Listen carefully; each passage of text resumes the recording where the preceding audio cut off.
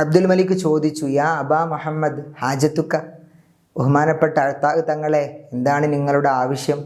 അപ്പോൾ അഴ്ത്താഹ് തങ്ങൾ പറഞ്ഞു, യാ അമീർ അൽ മുഅ്മിനീൻ, ഓ ഖലീഫ, ഇത്തഖില്ലാഹ ഫി ഹറമില്ലാഹി വ ഹറമി റസൂലിഹി സ്വല്ലല്ലാഹു അലൈഹി വസല്ലം.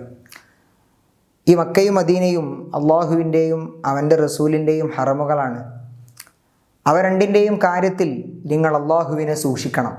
ഫതആഹദഹു ബിൽ ഇമാറ, അവ രണ്ടിനെയും നിങ്ങൾ നല്ല പോലെ പരിപാലിക്കണം.